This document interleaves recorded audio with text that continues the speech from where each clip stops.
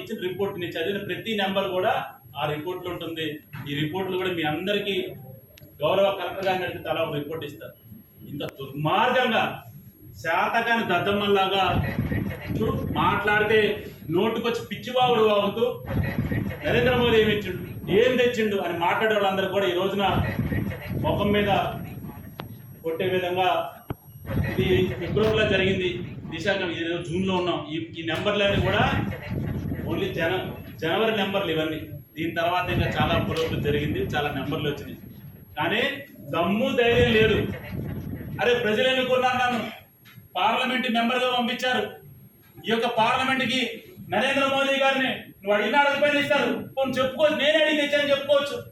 కనీసం ఆ డ్రామానే చేయొచ్చు. నేను అడిగి తీసుకొచ్చాను ఇన్ని కోట్లు ఇన్ని పనులు తీసుకొని చెప్పుకోవచ్చు.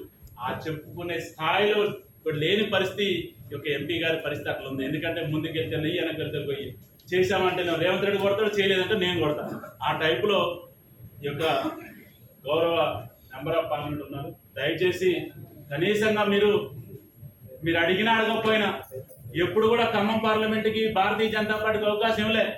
ఎప్పుడు సరే మమ్మల్ని ఆదరించలే, ఈ జిల్లాలో అసెంబ్లీలో ఆదరించలే. కానీ నరేంద్ర మోదీ గారు మాత్రం దేశమంతా కూడా మనం ఉన్నా మనం లేకపోయినా, అధికారం ఇచ్చిన అధికారం ఇవ్వకపోయినా ఈ ప్రజలందరూ భారతీయులు, నా ప్రజలు అందరినీ సమానంగా చూడాలని ఏదైతే సిద్ధాంతం ఉందో భారతీయ జనతా సిద్ధాంతమే ఈ యొక్క రిపోర్టింగ్ నిదర్శనం. గతంలో 2019 ఎలక్షన్ల ముందు ఒక్కసారి నామానాగేశ్వరరావు ఒక ప్రెస్ రిలీజ్ ఇచ్చారు, ఇదే రిపోర్ట్. ఆయన 5 సంవత్సరాల ఎంపీ కూడా ఎప్పుడు ఇవ్వలే.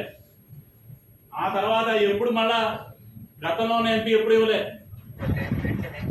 ఈసారి ఈయన 2 సార్లు రిపోర్ట్లు వచ్చినట్టు కూడా ప్రతి 6 నెలలు దిశ రిపోర్ట్ వస్తుంది.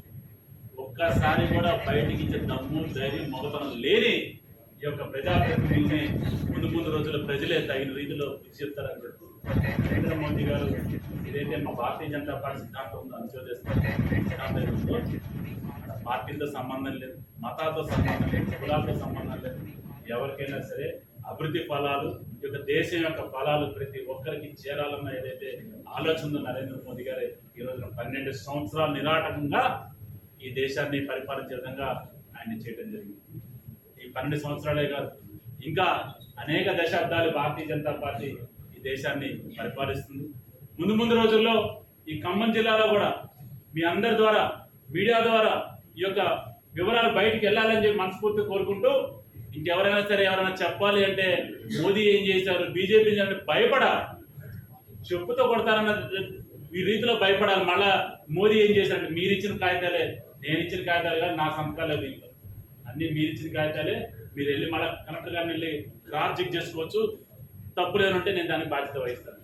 ఈ విధంగా పరిపాలన చేస్తుంటే పిచ్చుకూతలు కూస్తూ ఇష్టానుసారం మీరు కబ్జాలు చేసుకుంటూ ఎక్కడ పడితే అక్కడ గొడవలు చేస్తూ హైదరాబాద్లో విపరీతమైన కబ్జాలు చేస్తూ ఉన్న ప్రభుత్వ భూములు అమ్ముకుంటూ ప్రభుత్వాన్ని నడిపే చేతకాని పరిస్థితుల్లో మీరుండి భారతీయ జనతా పార్టీని నోటికొచ్చి మాట్లాడడం కరెక్ట్ కాదని చెప్పి